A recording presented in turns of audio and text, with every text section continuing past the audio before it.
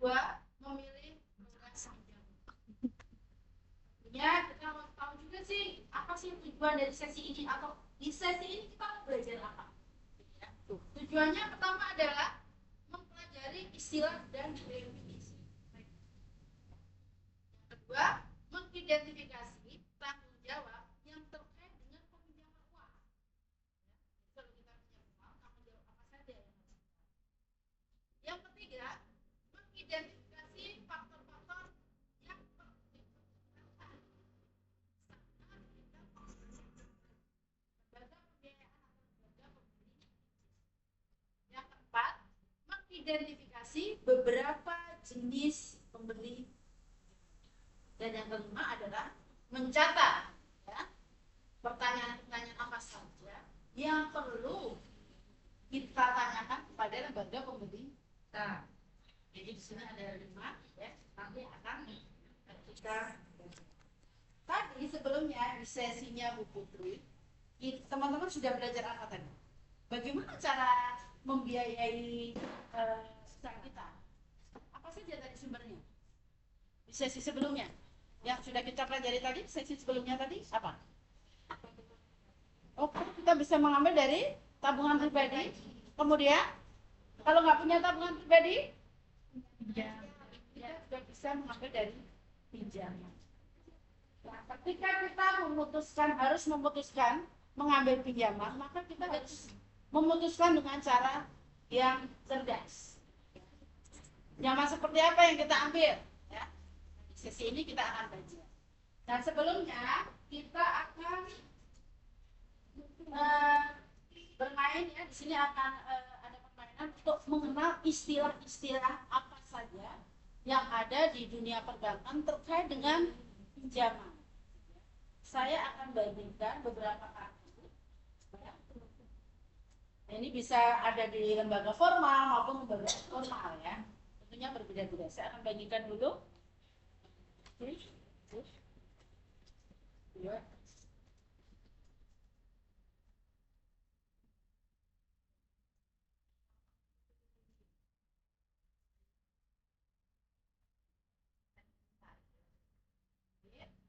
Semua sudah dapat definisinya? Ya, semua sudah dapat definisinya? Ya, oke. Nah, sekarang saya juga akan bagikan pengertian dari definisi. Pengertian dari definisi. Tapi kita akan acak.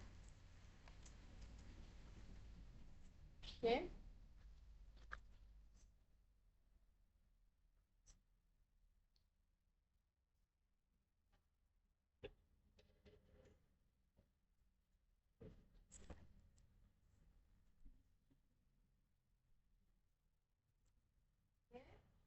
Teman-teman sudah dapat 2 lembar, 2 bagian. Yang pertama apa tadi? Definisi. Yang kedua, pengertian dari definisi. Tugas kita adalah mencocokkan, ya, mencocokkan dari definisi itu dengan pengertian definisinya. Contoh misalnya, Kayuna, apa di situ yang ada definisinya sama apa? Ya, betul. Hipotek.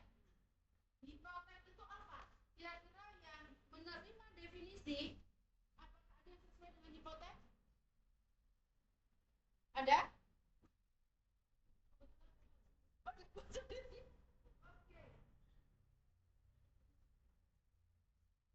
ini contoh ya. Baik, nah, apa mengerti ya? Dan ambil ini yang di kartu deh, di saya plastik. Oke.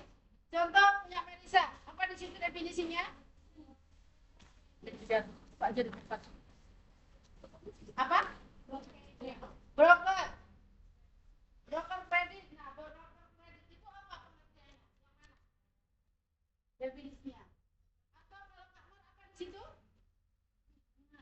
Bunga. Nah, kalau bunga itu apa? Definisi yang cocok nggak dengan bunga? Apa bunga?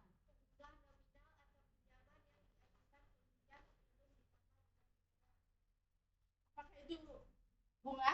Nggak cocok belum? Nah, sekarang tugas teman-teman adalah mencocokkan. Oke, berarti tugas kita adalah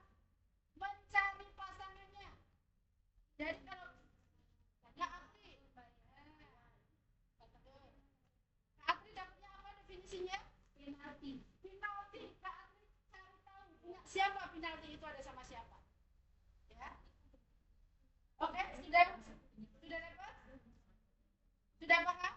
Ya, saya paham. Baik, sekarang saya beri waktu 5 menit teman-teman untuk bergerak mencari pasangannya terlebih dahulu. Silakan. Cari pasangannya, silakan. Nah, cari pasangannya. Bunga. Kak Bunga. Apakah layanan pembayaran lebih awal disebut bunga? Bunga atau margin apa? Apakah itu definisinya bunga? Silakan.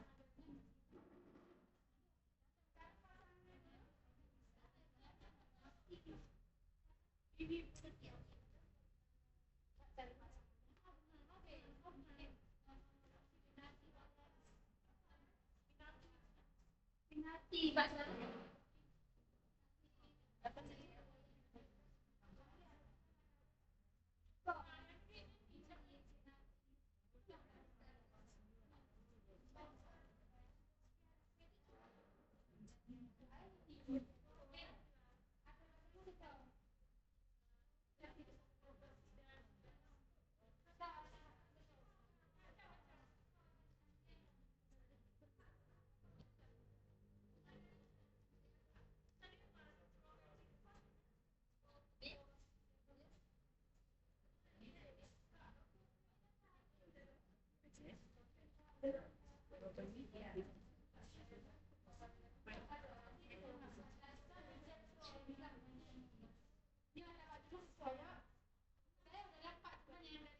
Ya, silakan dicari dulu pasangannya dari definisi atau istilah dengan pengertiannya atau arti dari definisinya.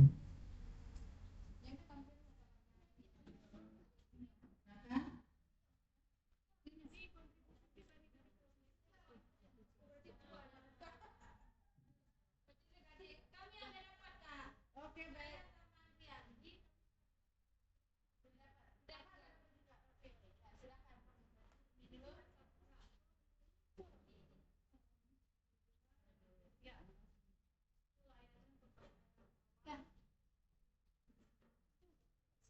Entah ya,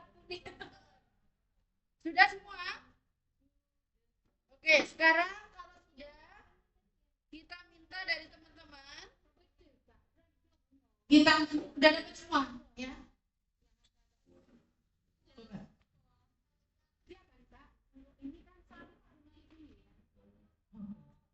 Nanti kita tanya sama teman-teman. Baik. Nah,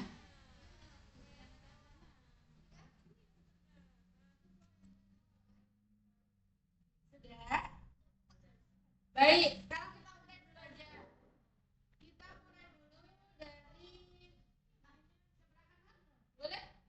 Oke, Bang Adrian seperti apa? Silakan sampai dibacakan dulu. Nanti udah dapat dari mana definisi? Silakan. Oke. Ini. Coba Bang Adrian bacakan dulu definisi apa?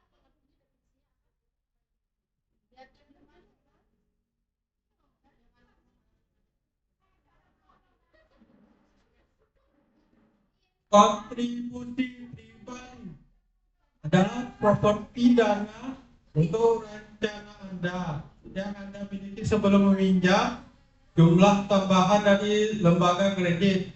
Kontribusi ini terutama terdiri dari aset liquid dari tabungan Anda. Coba kita lihat. Nah, tadi Bang Adrian dapat namanya kontribusi pribadi. Ya. Oke. Habis itu Bang Adrian tadi mencari ya, apa sih definisi dari kontribusi pribadi? Dapat dari mana tadi? Bu Adri, oke. Nah, coba apakah betul kontribusi pribadi itu adalah proporsi dana? Tempel dulu, boleh? Ini tempel dulu. Tempel ya. Kontribusi pribadi, tadi Pak Adrian sudah ketemunya nih. Apa betul? Kontribusi pribadi adalah dana untuk rencana Anda yang Anda miliki sebelum meminjam jumlah tambahan dari lembaga kredit. Kontribusi ini terutama terdiri dari aset liquid dari tabungan Anda. Jadi ketika kita mau minjam, itu biasanya dari pihak bank itu juga meminta kontribusi pribadi kita. Apakah betul? Apakah betul definisinya sudah sesuai? Salah kamu nggak Bang Adrian? Atau sudah cocok? Cocok? Cocok. Silakan ditempel Bang Adrian. Udah dapat pasangannya? Ya. Oke, ditempel.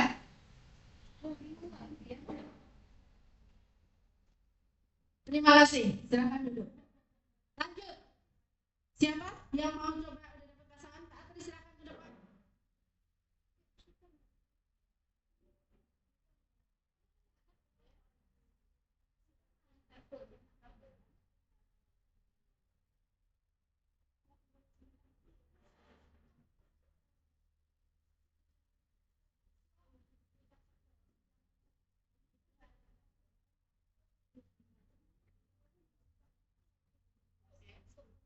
Penalti. Jumlah yang harus dibayar meminjam kepada pemberi pinjaman jika dia gagal melunasi pinjaman, misalnya penyitaan properti, kendaraan, tabungan. Oke, kita lihat apakah sudah sesuai pasangannya? Penalti adalah jumlah yang harus dibayar peminjam kepada pemberi pinjaman jika dia gagal melunasi pinjaman, misalnya penyitaan properti, kendaraan, tabungan. Jadi kalau kita pernah bayar atau tidak mampu untuk membayar pinjaman, maka tidak dikatakan penalti. Maka ada jumlah yang harus dibayar. Sudah tetap? Sudah tetap belum? Sudah. Baik, kita masuk sini ya. Berarti sudah sesuai Kak pasangannya? Dapat dari mana tadi Kak Atri? Adrian.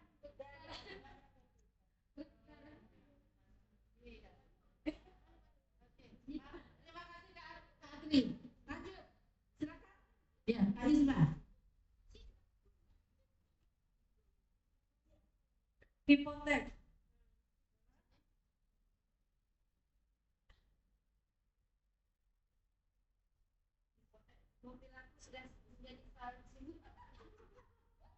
Hipotek adalah orang yang akan melunasi pinjaman Anda jika Anda gagal bayar. Orang ini mungkin akan diminta untuk membubuhkan tanda tangannya pada surat perjanjian pinjaman dengan pemberi pinjaman. Jaminan ini juga dapat berupa harta benda yang nilainya sesuai dengan jumlah pinjaman yang telah disepakati. Coba dilihatkan teman-temannya. Nah, di sini Kak Yusma ada mendapatkan hipotek. Nah, tadi Kak Yusma menyampaikan bahwa dia udah cari pasangannya hipotek. Apa coba pasangannya hipotek? Baca. Apakah sudah cocok? Orang yang akan melunasi pinjaman Anda jika Anda gagal bayar. Orang ini mungkin akan diminta untuk membubuhkan tanda tangannya pada surat perjanjian pinjaman dengan pemberi pinjaman. Jaminan juga dapat berupa harta benda yang nilainya sesuai dengan jumlah pinjaman yang telah disepakati. Apakah hipotek itu orang? Atau ada yang lain yang mungkin menurut teman-teman itu saya, hipotek itu ada sama saya, definisi hipotek. Coba. Jadi ya, banyak bingung. Ya, makanya kita cari ininya. Coba lihat apa. Nah, tadi dia kan bolak-balik baca. Coba kita cari jawabannya Kak. Sepertinya ini belum jodoh. Oke, coba menurut saya apa? Menjamin properti yang Anda miliki sebagai jaminan untuk mendapatkan pinjaman jangka panjang lembaga keuangan. Apabila gagal bayar atau hutang tidak lunas, pinjaman dapat mengakui kepemilikan jaminan properti tersebut dan pihak peminjam dapat memiliki jaminannya apabila dapat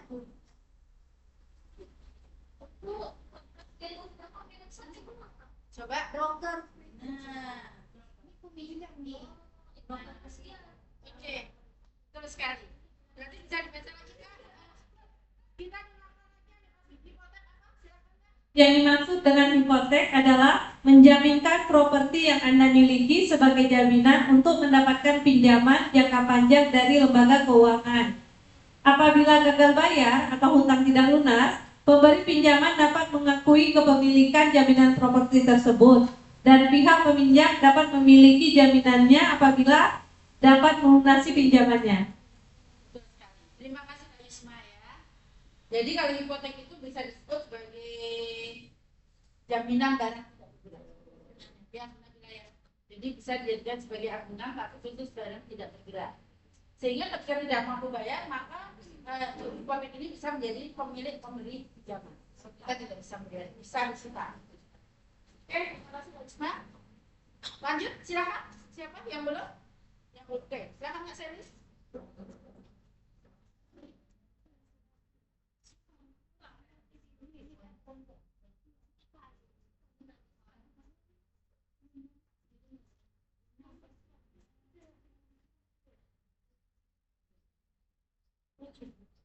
Pembayaran awal.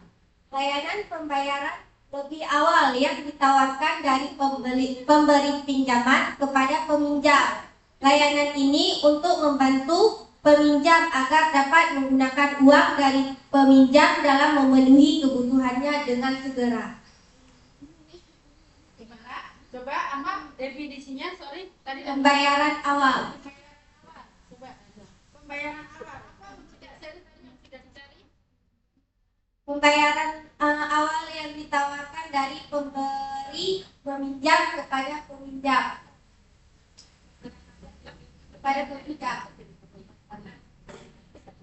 Layanan ini membantu peminjam agar dapat menggunakan uang dari pinjaman dalam memenuhi kebutuhan dengan segera.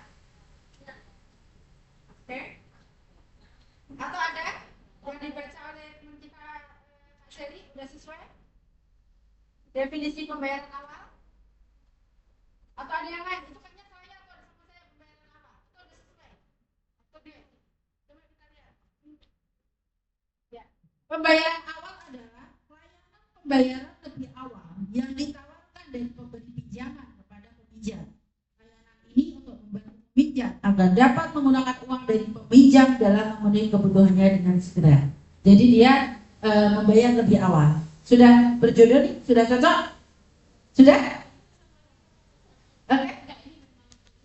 Atau ada yang menurut teman ini belum cocok? Sudah. Oke, baik. Kita tempel Kak Seri.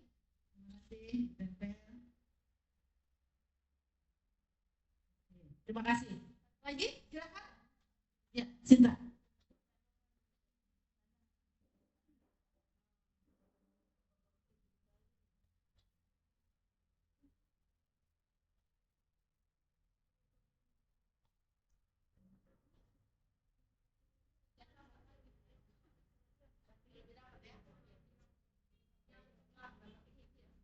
Pinjaman pokok. Jumlah nominal pinjaman yang diajukan peminjam sebelum ditambahkan dengan biaya pinjaman bunga oleh pemberi pinjaman. Ya? Cocok? Cocok. Oke. Tempel terus. Sudah selesai pinjaman pokok ya? Baik. Oke, lanjut. Bentar, kita tempel dulu.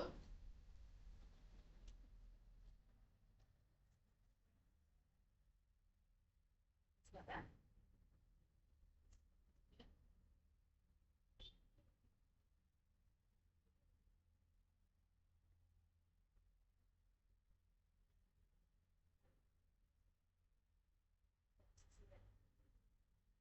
Oke, terima kasih Kak Sinta.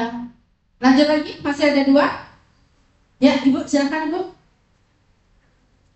Kita kasih aplaus dulu dong buat Bu Karani. Ibu.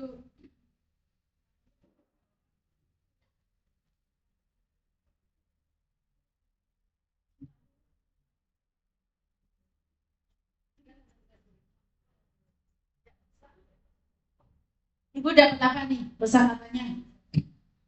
Masa tenggang. Oke. Apa menurut Ibu masa tenggang? Oke, apa itu tenggang? Oke. Jadi Bu Hairani dapat di sini masa tenggang. Ya, masa tenggang menurut Ibu Hairani adalah kesepakatan kelonggaran waktu dalam melakukan pelunasan pinjaman pokok maupun bunganya agar tidak memberatkan pihak peminjam. Sudah sesuai? Jadi di sini masa tengah adalah kesepakatan kelonggaran waktu. Sudah sesuai? Sudah, baik. Sudah Bu, terima kasih Bu.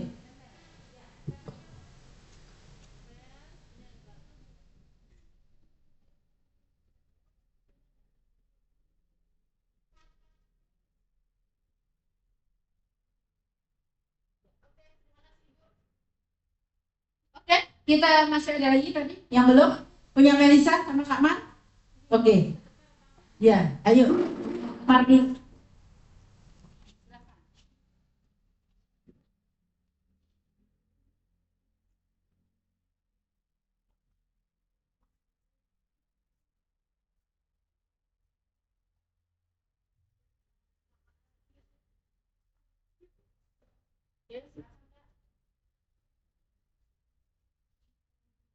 Dibaca dulu, boleh? Yang apa? Bunga. Oke. Pengertian dari bunga yaitu balas jasa dari pihak bank kepada nasabah atas jasa menyimpan uangnya di bank, atau balas jasa dari nasabah atas pinjaman yang diberikan dari pihak bank. Sudah sesuai, bunga itu adalah balas jasa yang harus kita bayarkan kepada pihak bank. Ya. Sesuai? Cocok. Cocok? Cocok. Oke, kita tambah. Makasih Kak Man. Oke, lanjut. Terakhir, Melisa.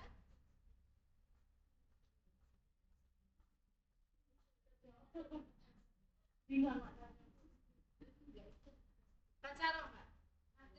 Terus yang terakhir ada kredit. Broker kredit. Oke, menurut Kak Melisa tadi nyari pasangannya broker kredit itu apa? Orang yang akan melunasi pinjaman Anda jika Anda gagal bayar. Orang ini mungkin akan diminta untuk memberikan tanda tangannya pada surat perjanjian pinjaman dengan pemberi pinjaman. Jaminan juga dapat berupa harta benda yang nilainya sesuai dengan jumlah pinjaman yang telah disepakati. Salah? Broker kredit? Sudah sesuai? Ada terakhir. Nggak bisa diikat lagi. Baik, ini melunasi pinjaman. Jadi kalau ada yang nggak mampu bayar itu ada broker kredit. Ya. Oke, terima kasih Kak Melisa. Baik, nah teman-teman yang tadi sudah teman-teman lakukan terkait definisi dan pengertiannya, ya, ini adalah beberapa istilah yang akan kita temukan ketika kita mengajukan pinjaman atau kredit. Teman-teman harus paham nih, ya, harus paham dan nanti tidak ada salah persepsi. Nah, balik lagi nih ke pinjaman. Selama ini apakah teman-teman pernah punya pengalaman, ya, pengalaman dari pengalaman pribadi atau mungkin dari teman atau keluarga yang pernah minjamin barang atau minjamin uang dan yang kita pinjamkan itu nggak kembali? Pernah nggak? Pernah.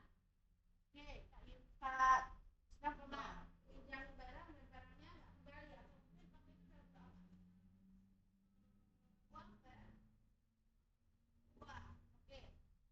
Nah, Bu Herani pernah juga. Atau teman-teman pernah juga ngalamin minjamin sesuatu, ya, kita pinjamin ke teman, ke orang atau keluarga, ternyata pas balik dikembalikan barangnya rusak. Kalau saya bukan rusak barang, pinjaman saya apa? Jadi musuh, jadi lawan. Jadi iya, jadi seolah-olah kita yang minjam sama dia.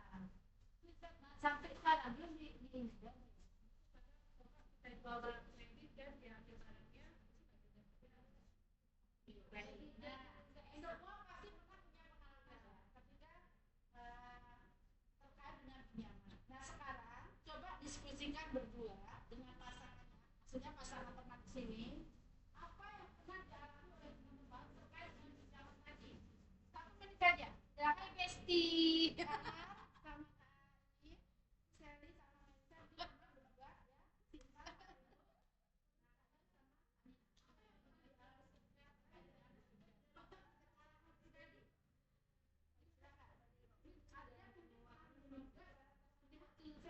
Singkat. Kita sedih-sedih kan? Silakan. Indo,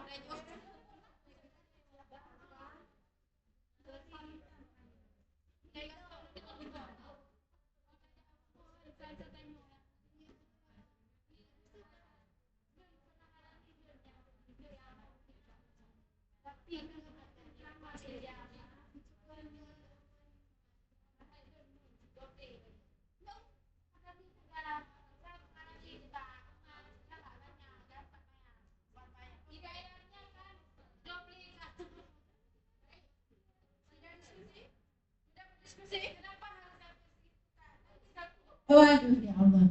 Sepertinya teman kita ada yang pernah punya pengalaman yang sangat menyedihkan.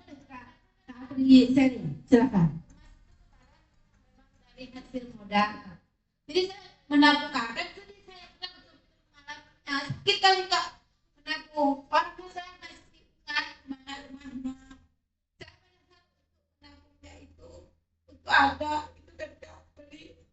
Tapi waktu dia pinjam sedih kan Kak. Begitu saya minta kembaliannya, dia jadi marah-marahin. Dia bilang nggak ada utang, nggak ini sampai tetangganya. Sabar, lagi sampai sekarang Kak. Udah 11 tahun ada. Kan kalau dibilang tuh kayak seolah saya meminjam sama dia Kak. Maka saya sekarang kan Kak, kita masih ada emas, nggak usah pakai lagi Kak. Seolah saya pakai ini ya, dan meminta perhatian ke kawan, kalau diminta kasih. Maka saya nggak pakai lagi sekarang Kak. Kalau aja waktu tutup, karena kan gede kan lupa kan Kak. Nggak saya pakai lagi sekarang Kak. Jadi jangan ada yang tahu lagi saya itu ada simpanan gitu. Kita kumpulin pelan-pelan kadang-kadang kan Kak. Nggak makan ikan kita demi karena kita bukan satu anak Kak, 5 anak saya. Kayak kemarin mau siapin kamar lagi, anak kita 3 datang SMA Kak. Kan kita harus banyak tabungan. Mana tahu dalam tahun ini kan di dalam anak saya udah dapat calon. Jadi kan kita perlu mahal Kak. Saya anak laki semua kan Kak. Begitu saya minta pinjam, yang dia pinjam itu Kak jadi musuh Kak. Saya kalau dibilang udah sedih Kak. Jadi saya nggak ini lagi. Pengalaman udah jadi lawan sama yang pinjam emas saya itu Kak. Itu pengalaman saya dari emas Kak. Dan itu nggak kembali ya. Nggak kembali sampai sekarang Kak. Sakit kali Kak. Kita tahan diri untuk beli karena uang dari hasil kerajinan itu nggak 1.000 Kak. Kan maksudnya waktu dikasih sama konsumen kemarin mau rezeki dari Polda Kak, itu dipesannya kemarin banyak Kak, tapi Allah balas karena saya betul-betul ikhlas, udah nggak minta-minta lagi. Puasa kemarin Kak dibalas sama Allah, saya ada orderan 8.000 piece Kak. Dari ada sekolah tahajud kan Kak, sampai kembali uang semayang kembali yang saya pinjam itu Kak. Dibalas kembali sedih saya Kak. Kalau dibilang emas sekarang ikhlaskan Kak, enggak saya minta lagi. Dibalas sama Allah berpuasa 12 malam saya karena modal itu kemarin lavato saya sampai 30 juta kayak gitu Kak. Dibalas sama Allah dia karena enggak saya pun lewat dia lewat di depan toko sewa saya itu kan kayak enggak kenal saya gitu. Padahal kalau dia ngomong pun saya masih enggak saya tagih lagi Kak. Saya udah ikhlaskan, Allah lebih 2 kali lipat dikasih kepada makanya saya sholat kemarin. Habis itu suami nggak samping saya tender di Abia Kak. 2 tahun kemarin itu lewat aja saya dia nggak lihat saya lihat dia tapi dia nggak open. Padahal apa salah tegur Kak Son kan Kak, nggak saya bahas lagi emas itu nggak lagi Kak karena sudah dibalas. Makanya kalau dibilang masalah emas tuh sedih Kak. Biarpun Pak Mayang sekarang udah berapa kan emas satu Mayang sekarang 6 juta. Makanya sedih saya kalau dibayar itu kan dia kemarin depannya Kak waktu saya ke toko emas bukan emas Kak doble, makanya jadi ribut habis itu Kak kayak gitu. Tapi nggak apa, Allah yang ganti, saya double digantinya kemarin karena udah ikhlas sekarang Kak. Padahal saya nggak musuh Kak, tapi dia musuhin saya tidak apa. Semangat Kak, terima kasih. Luar biasa pengalaman beliau ketika minjamin barang yang punya nilai sangat besar dan tidak kembali. Ya, tidak kembali. Semangat ya Kak ya. Yang lain ada yang pernah punya pengalaman juga begitu. Ya, oke. Gimana? Bu Khairani cerita coba. Saya kan tinggal di kampung itu, betul tetangga saya ada kredit dia, nggak bisa bayar. Dia pikir sama saya membayar karena saya misalnya dikit-dikit bagaimana? Itu tinggal teratur dan tinggal 100.000 itu tidak minta kartunya di depan aneh mata-mata jadi kan bisa di latar itu saya bilang anak saya yang udah ini itu Ini pengalaman ibu juga ya, meminjamkan tidak kembali sepenuhnya, masih ada yang belum dikembalikan. Ya. Oke, semangat Bu ya, bukan nanti ganti lagi. Oke, terima kasih. Kalau yang emas ada juga saya pinjam sama saudara. Cuma karena waktu itu perjanjiannya nanti kalau ada uang dibayar ya, sampai sekarang nggak ada duit buat dibayar. Emas, cincin, kalung waktu itu, karena saya waktu itu kalau saya nggak pinjamin dia katanya dia mau minjam ke rentenir, jadi karena sayang ya udah kita kasih. Tapi memang waktu itu mungkin akadnya juga salah. Saya bilang akadnya nanti kalau kamu sudah ada uang baru dibayar ya. Mungkin sampai sekarang dia belum ada uangnya, jadi belum dibayar. Atau itu juga nanti minjamin saya 1 juta kayak ibu juga nggak nggak lunas bayarnya, terus kayak pura-pura lupa, nggak lagi ya. Atau kalau dulu kan saya juga suka kreditin barang, gitu selalu. Nanti ada yang bayar, tapi nanti misalnya janjinya 3 bulan, jadinya 2 tahun. Nah, terus nanti kita udah angkat harganya 1 juta, dia baru bayar 500.000, orangnya hilang. Nah, jadi udah banyak itu pengalaman. Tangan juga dong buat Kak Isma. Ya, jadi tadi teman-teman sudah sharing ya terkait dengan pinjam meminjam. Tadi teman-teman menyampaikan bahwa pernah dipinjam sama orang lain, baik itu keluarga ataupun teman, tapi tidak dikembalikan. Nah, sebaliknya kita ketika meminjam bisa uang, bisa barang, atau bisa benda, tentunya kita punya konsekuensi. Betul nggak? Konsekuensinya apa? Saya pinjam punya orang, kalau barangnya rusak, saya bakal ganti. Barang dikembalikan sesuai dengan kondisi awal. Ya. Kalau kita pinjam uang, apa yang harus kita lakukan? Pinjam uang bisa dari lembaga formal, misalnya ada. Iya, tepat sekali. Kalau kita pinjam uang, kita juga bertanggung jawab untuk mengembalikan pinjaman tersebut. Cerita tentang pinjaman ini adalah sesuatu yang sangat serius. Ya. Kenapa? Karena sebagai pihak peminjam, kita punya tanggung jawab yang besar untuk mengembalikan pinjaman tersebut. Betul? Baik kita pinjam kepada tadi, misalnya ada yang informal. Ya, kalau informal contohnya kita pinjam ke siapa? Ke saudara, ke teman, ke pacar, ke kawan, ya, yang informal. Atau kita pinjam ke lembaga semi formal. Misalnya kemana kalau semi formal? Koperasi misalnya di kantor atau di desa ada koperasi, atau ibu-ibu tergabung dalam kubel misalnya kelompok usaha bersama, ya. Itu punya konsekuensi. Nah, begitu juga dengan kalau kita pinjam ke lembaga formal seperti apa? Perbankan, ya kan? Seperti perbankan. Kita punya kewajiban untuk apa yang akan terjadi kalau kita gagal bayar? Apa yang akan terjadi kalau kita gagal bayar? Iya. Kalau terjadi gagal bayar, apa yang terjadi? Kita akan terkena kepada pasal yang disepakati. Apapun poinnya kan kita nggak tahu, bisa berbeda-beda. Jadi apa poin yang tersebut itu pasti kita harus kena.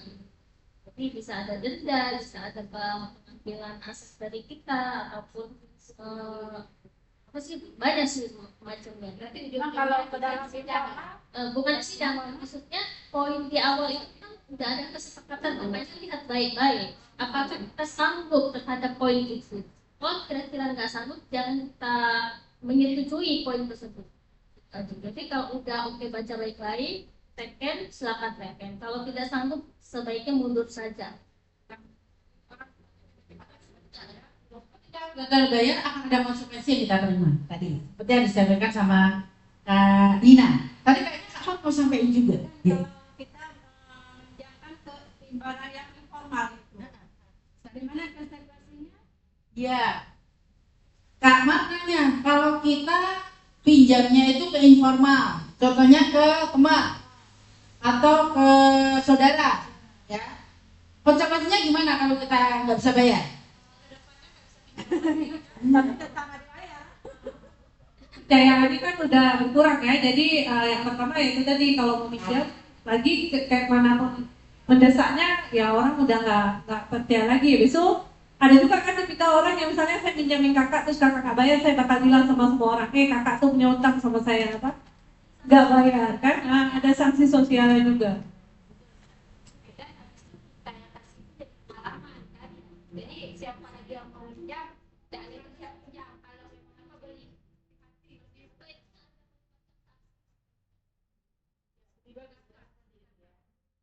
Teman-teman, sekarang saya akan bagikan post-it, ya. Nanti kita akan coba lihat analisis dari beberapa sumber pinjaman. Teman-teman silahkan tuliskan, ya. Kita bisa pinjam uang itu dari mana saja. Boleh. Satu post-it, satu poin. Contoh misalnya tadi kakak sampaikan pinjam ke bank, ya. Pinjam ke teman. Tulis di sini boleh. Nanti baru kita lihat faktor-faktornya, ya. Oke.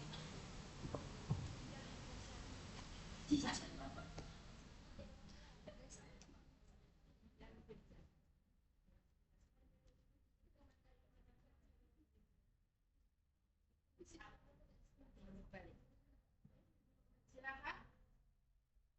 Bisa ditulis pakai pedal. Terus di sini ya sudah masukkan pen. Ya. Di mana kita bisa mendapatkan sumber pinjaman? Silakan ditempel.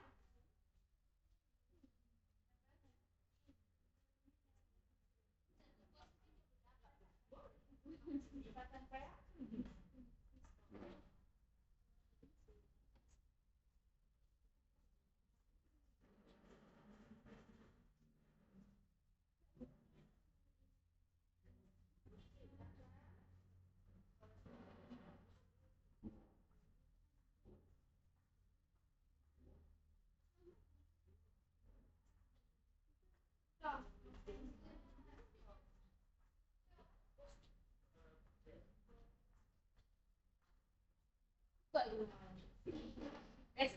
Besti.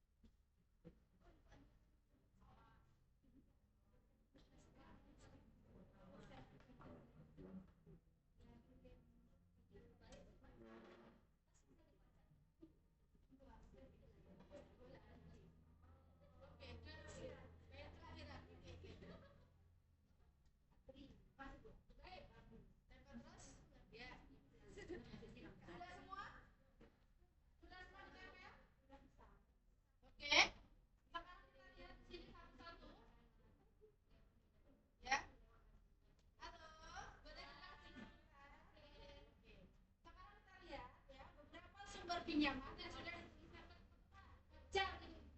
Yang pertama ada teman, ada rentenir, ada pinjol,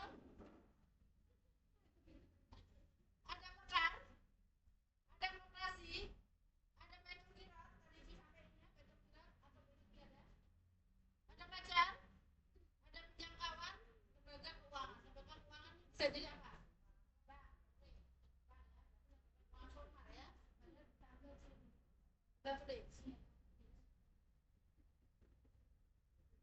Oke. Sekarang dari beberapa sumber pinjaman yang sudah dituliskan teman-teman, kita akan ambil 3 sumber pinjaman yang akan kita lihat di analisis. Menurut teman-teman, yang mana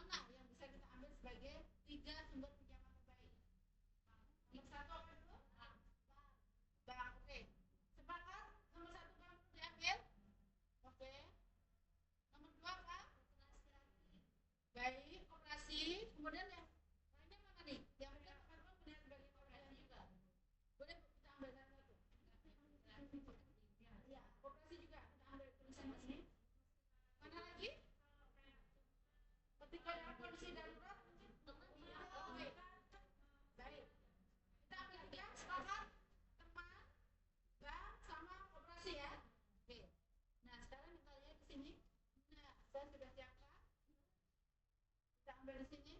Ini bang. Bang aja. Bentar ya.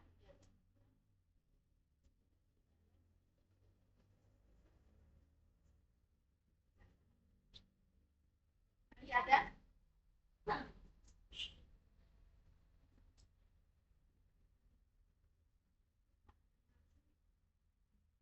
Lagi ada, kita skip sebentar.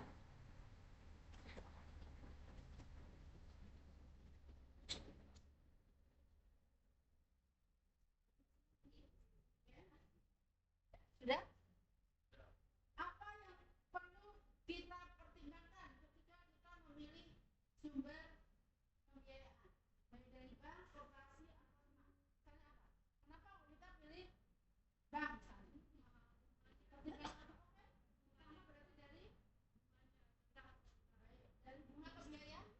Biaya ada ya. Kita pilih biaya. Kita dari bank. Bagaimana kalau biaya pinjaman di bank? Oke, di sini bisa lebih besar. Biayanya lebih besar.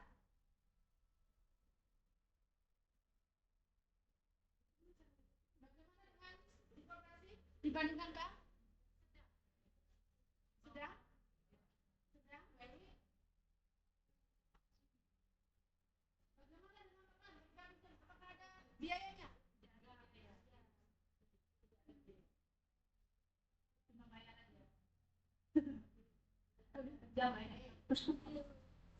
Pertama, biaya. Yang kedua, selain dari biaya apa?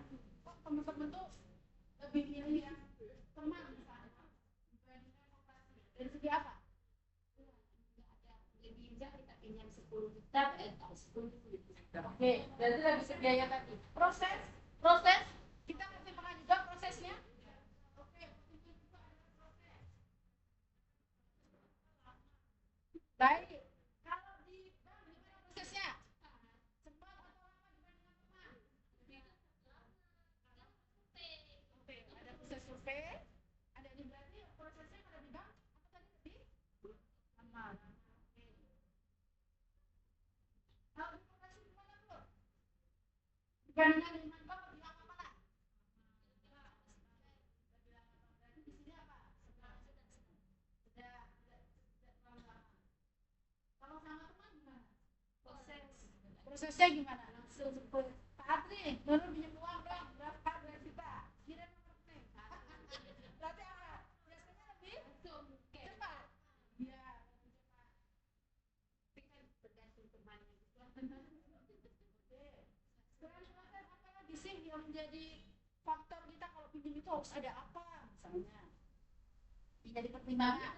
Oke, apa namanya? Jaminan.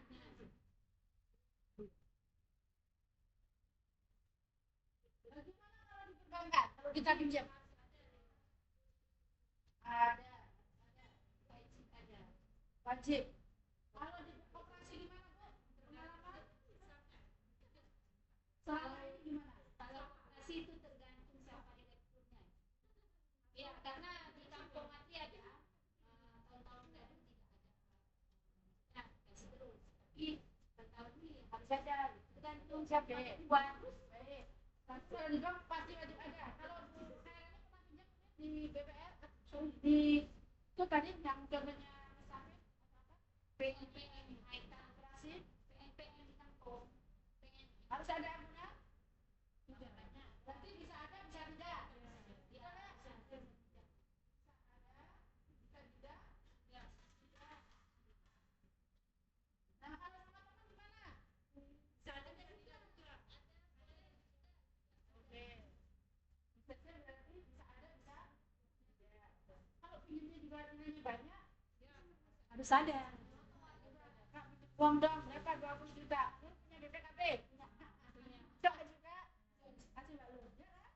Diundang dulu pen. Bisa ada, bisa tidak.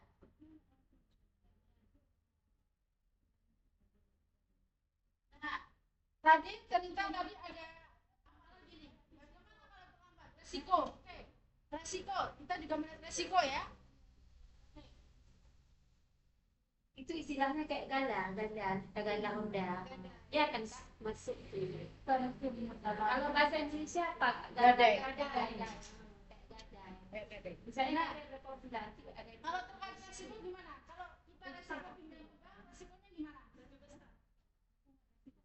Resikonya lebih besar. Contohnya gimana?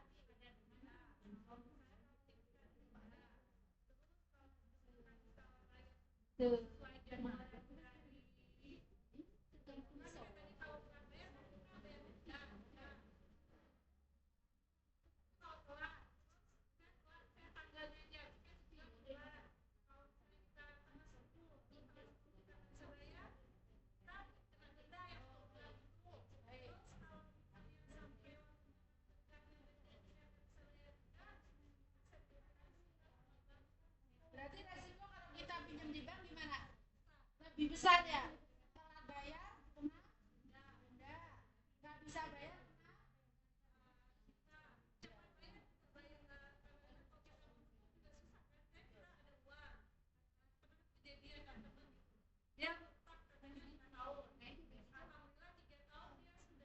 Lunas.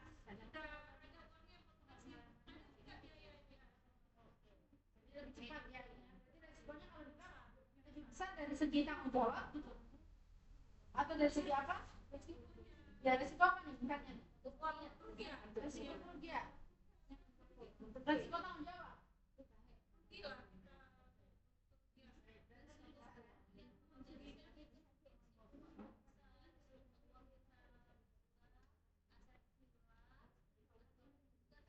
Harus siap dengan konsekuensi ya. Resikonya ini di sini punya beberapa komponen. Kalau koperasi gimana? Resikonya? Sedang ya. Oke. Kalau untuk ini teman ada resikonya nggak? Besar, sedang, atau kecil?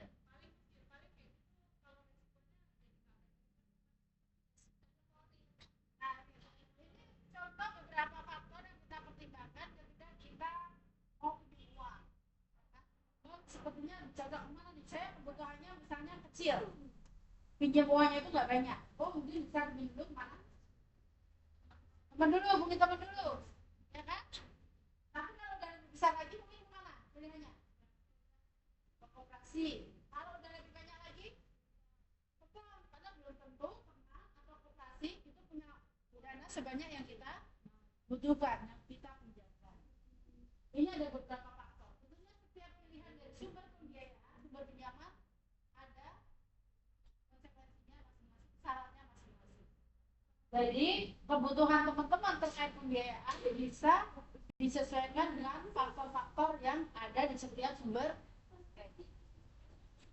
Masih ada banyak faktor lain yang bisa kita masukkan ya. Ini ada beberapa contoh.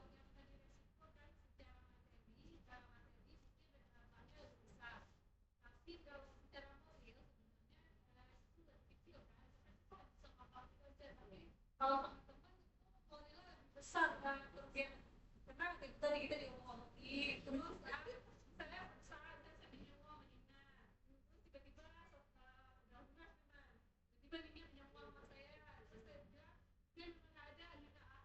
dia mana ada dia nggak ada uang kan ada resiko moral yang besar konsekuensinya Resiko moral ya, kalau ini material. Kalau ini kan material. secara materi tinggi banget besar tapi moral dia Siap. Kita minta. Oke, baik. Nah, sekarang teman-teman udah tahu di sini ya. Nah, kita sekarang akan coba sedikit berdiskusi. Kira-kira kalau kita mau pinjam, ya, kita mau pinjam nih ke beberapa sumber pinjaman. Apa saja sih yang akan kita tanyakan kepada mereka? Kira-kira apa saja yang kita tanyakan kalau kita mau pinjam? Ini langsung aja dibuat grouping, 3 kelompok aja. Nggak boleh katanya Iya, ya. silakan. Kalau tadi kan kami musyawarah nih masalah itu kan. Misalnya nih saya kasih uang untuk kawan. Saya minta mobil BPKB ini sama kawan masih. Habis itu bagaimana cara saya mau minta BPKB itu alasannya dia harus jual dulu mobil itu. Itu saya kalau masalah cek itu kalau sepek atau gimana? Bukan. Kakak udah kasih pinjam ke mereka? Mungkin ada. Kakak kasih pinjam uang ke teman, kakak dikasih mobil. Jelasnya Kak Mat. Gimana Mama? Coba. Pertama pinjam uang kan ada bonusnya dikasih mobil. Ah, Mobil aja kayak itu dibilang nanti dibayar waktu puasa kemarin lah gitu kan.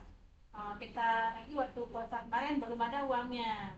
Dan kayak itu kasih dulu BPKB. enggak bilang saya ambil dulu mobilnya, saya jual, habis itu saya kasih baru saya balikin uang. Gimana menurut teman-teman? Nah, gimana? Oke, Bina kasih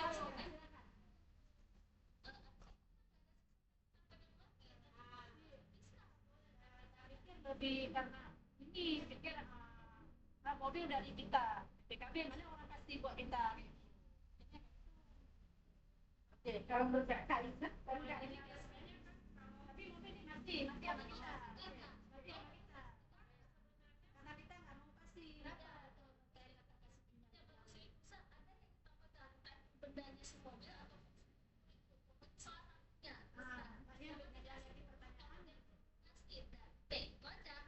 Jadi pertanyaan nanti orang itu bisa nggak ambil mobil kita karena BPKB kan nama dia.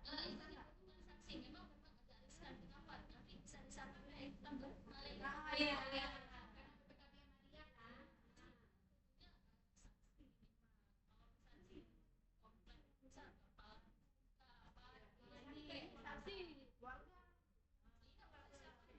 saksi dari keluarga. Keluarga percaya nggak itu? Karena saksi keluarga bukan masyarakat lain.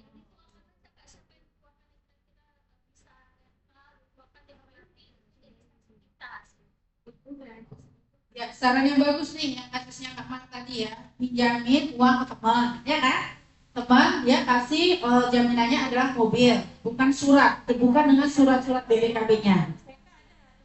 Nah, suatu waktu temennya mau bayar, ya kan? Temennya mau bayar utangnya, tapi jual dulu mobilnya, ya kan? Mobilnya mau diambil, apa yang harus dilakukan? Tadi Kak Nina udah kasih saran, jangan dulu dikasih. Jangan dilepasin dulu mobilnya, karena kalau mobilnya dikasih, nanti kita nggak ada pegangan. Oke, kalau Kak Ina sepakat? Ya, takutnya nanti karena BPKB sama dia bisa nggak nanti? Ya bisa. Jadi ada kejadian saudara saya sendiri kayak gitu. Jadi dia terakhir dituduh mengambil mobil. Dan itu urusannya jadi ke polisi. Dan salahnya lagi sebenarnya kalau mungkin bukan hanya dari hukum ya, sebenarnya di agama kita pun sudah jelas ya, hutang piutang itu harus tercatat dan ada saksinya. Tapi kita seringkali meremehkan itu. Padahal itu kan agama juga mengatur, secara hukum juga mengatur, namanya hutang piutang itu harus ditulis dan ada saksinya. Nah, kalau kayak tadi pengalaman BPKB atau mobil, sebenarnya kita itu lebih bagus megangnya BPKB gitu. Terus kalau dia bilang mau jual mobilnya, proses jual mobil itu kan dia nggak butuh BPKB dulu. Setelah lunas uangnya, baru kita serahkan BPKB. Jadi sebenarnya dia juga kalau mau jual itu lebih apa? Lebih mudah. Setelah dia pegang uangnya kan dia kasih sama kita, ini uang kamu, saya kembalikan, ambil BPKB, dia bisa serahkan sama pembelinya. Jadi mungkin ya itu tadi ada niatnya juga mungkin baik. Dan juga sebenarnya secara agama kita nggak boleh pakai barang yang digadaikan itu. Misalnya kalau mobil, kakak pakai, dia kasih mobilnya kakak pakai nggak? Pakai itu nggak boleh secara hukum agama. Karena kakak mengambil manfaat, berarti kalau kakak mengambil manfaat, berarti ada keuntungan atau bunga. Kecuali mobilnya kakak taruh aja di depan rumah, kakak pakai. Iya, tapi secara agama itu nggak boleh, itu termasuk riba. Jadi kecuali mobilnya dia taruh di rumah kakak pakai, kakak taruh aja, tidak dipakai, kakak tidak mengambil manfaat. Jadi saat kita memakai mobilnya itu, kita ada mengambil manfaat di situ mobil itu. Iya, kan pinjam kita memang kalau saya pinjam duit sama kakak nggak tahu manfaatnya untuk apa. Boleh, tapi kakak nggak boleh pakai. Itu hukumnya secara ya itu kalau kita secara agama. Makanya kenapa kalau kita pakai itu lebih bagus kita pegang apa?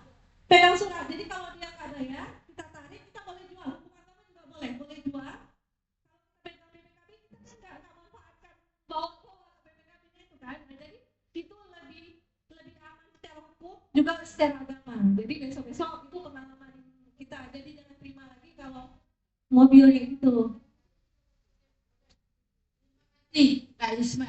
Jadi ini pembelajaran buat kita ketika kita memberikan pinjaman ya, meminjamkan uang kita kepada orang lain.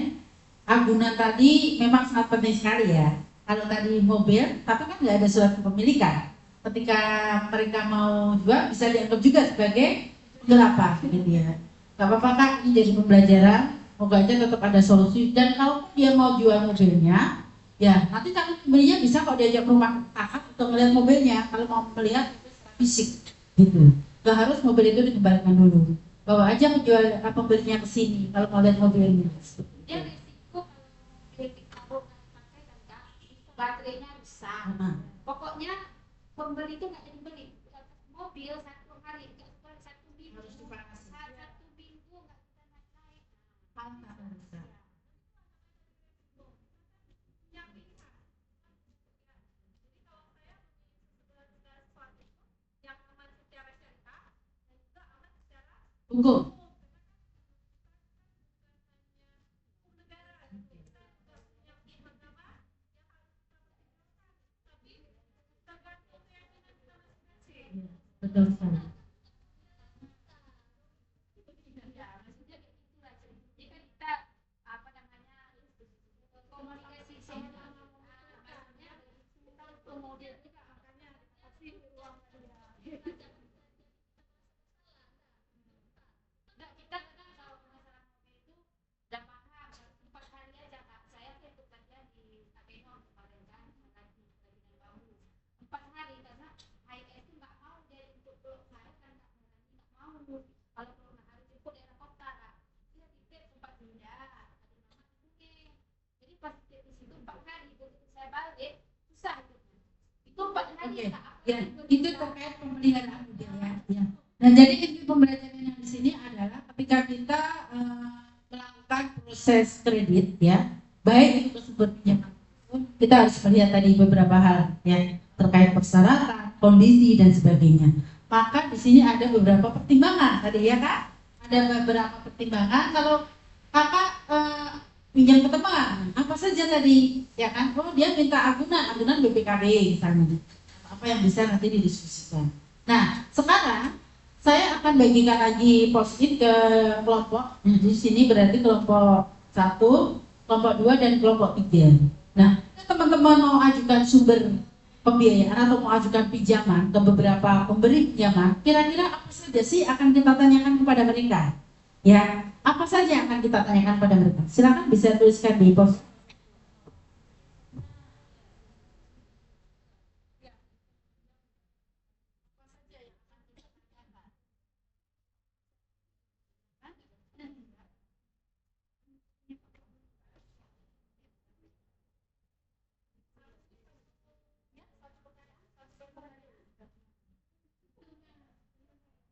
Jadi sebelum pengertian apa saja daftar pertanyaan.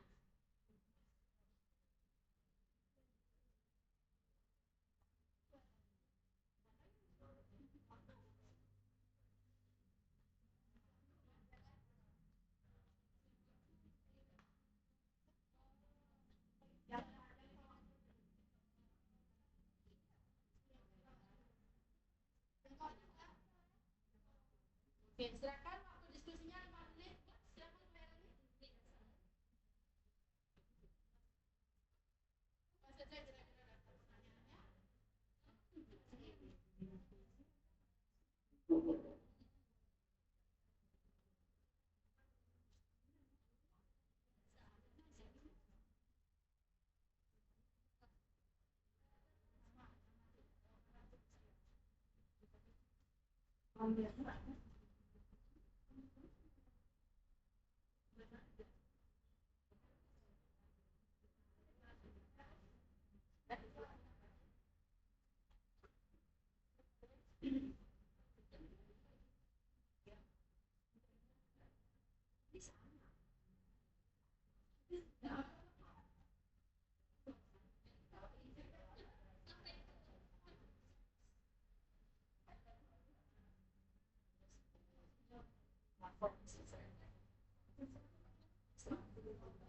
Oke, silakan. Apa saja?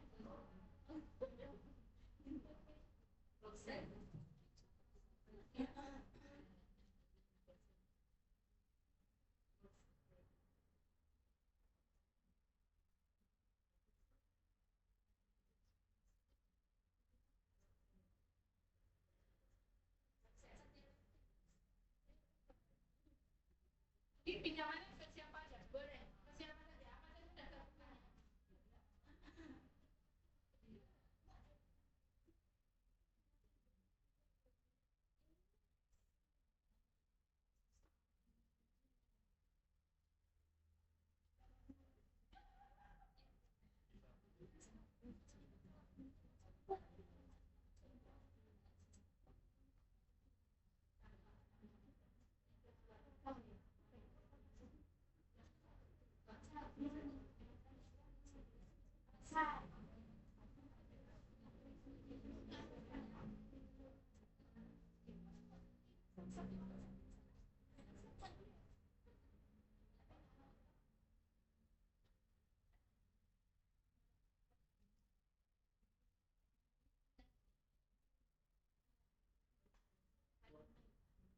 Sudah dong? Sudah. Oke. Ya, kita mau dengar dulu nih. Apa saja daftar pertanyaan yang ditanyakan kepada pemberi pinjaman dari kelompok 3. Silakan.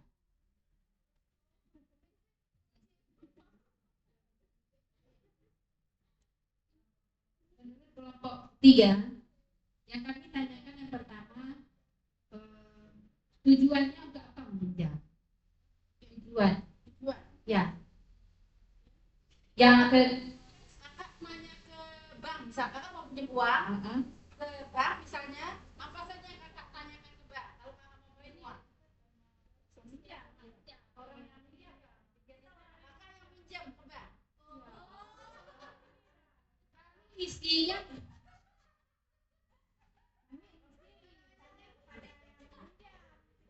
kepada yang pinjam. Oke, sambil kita dulu. Oke, kita mulai dari kelompok 1. Silakan. Jadi kalau kami sebagai peminjam jika ingin menolak itu yang kami tanyakan itu biasanya adalah jangka waktu untuk peminjaman. Ya, jangka waktu. Ya, jangka waktunya. Terus kami akan tanya lagi, biasanya ada biaya nggak kalau kita meminjam itu? Kan kadang-kadang kalau kayak di bank kan ada biaya awalnya itu kan, selain bunga kan ya ada biaya awalnya, biaya-biaya. Terus tanya apakah butuh jaminan? Yang ketiga, Apakah butuh jaminan gitu atau enggak gitu? Oke. Terus kalau pakai bunga mungkin kami akan tanya besaran bunganya berapa kira-kiranya. bunganya ya. Iya, bunga, kalau ada bunga itu bunga berapa kisaran besaran bunganya. Oke. Terus konsekuensinya jika resiko yang kita akan alami itu kan, misalnya kalau saya telat nanti kayak mana, konsekuensi kalau. Terus bisa juga kita cara pengembaliannya gimana, apakah bayarnya pengembaliannya, misalnya apakah dicicil, misalnya saya pinjam 10 juta, apakah saya cicil sejuta gitu selama berapa waktu, atau misalnya dalam waktu itu sekali aja ngasih langsung 10 juta tapi ada tengah waktunya itu biasanya mungkin akan kita tanyakan Cara bayarnya ya, atau tengah waktu tadi ya. Oke, luar biasa. Kita berapa sudah? Berapa satu? Mantap. Kurang.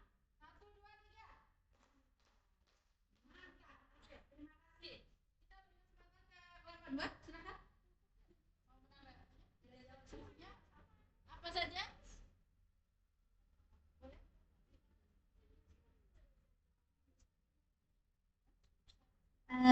Kalau kami mau pinjam uang ke bank, kami akan mempertanyakan dokumen apa yang harus diperlukan untuk meminjam. Oke, dokumen administrasi, baik, lanjut, Kasina. Itu saja. Berarti sudah menambahkan yang ini. Selamat ya.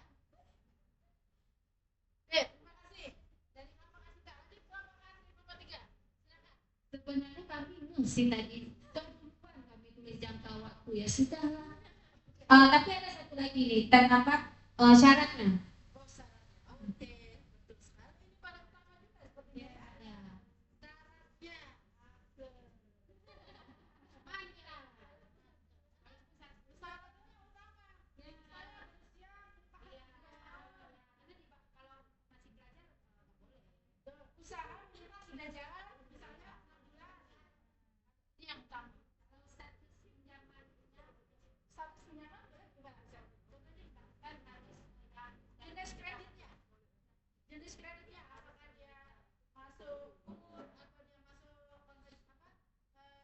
Bukan kur gitu ya. Berarti jenis-jenis kreditnya, jenis pembiayaan. Oke. Jenis kredit. Ya, karena kan kakak mau dikasih yang kur, ambil yang kur atau yang bukan kur. Ada lagi? Ada lagi? Selain jangka waktu, biaya, jaminan, bunga, konsekuensi, cara bayar, dokumen, syaratnya, jenis kredit. Masih ada lagi? Bungkus? Dari kelompok Amina, baik.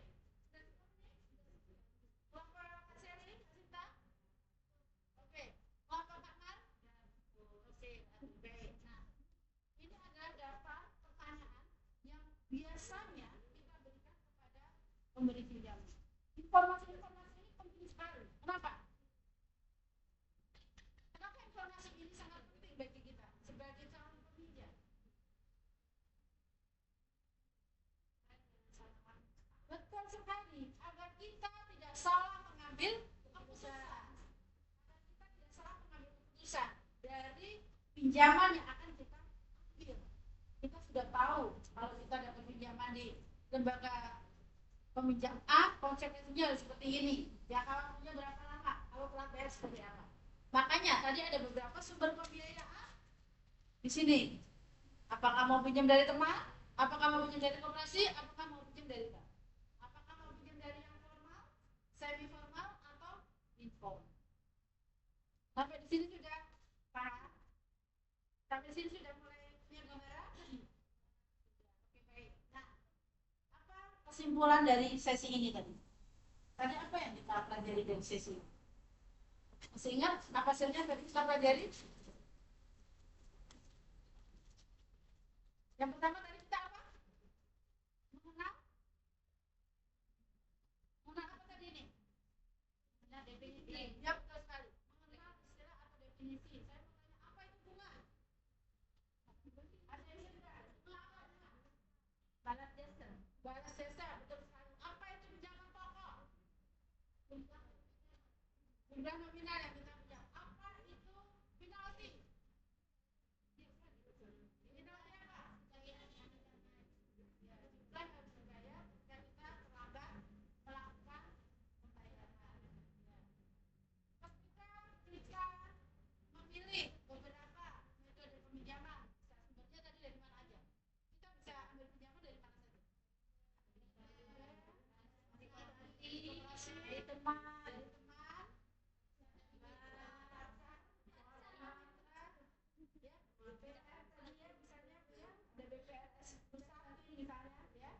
ada juga perbankan dan tentunya ada hal-hal yang harus kita cari informasi ya biar kita tidak salah mengambil. Baik, terima kasih teman-teman untuk sesi ini. Kita tutup sampai di sini. Kurang lebihnya mohon maaf. Semangat terus, tepuk tangan buat kita semua. Sebelumnya mungkin sebelum kita tutup sesi mungkin bisa dibagi evaluasi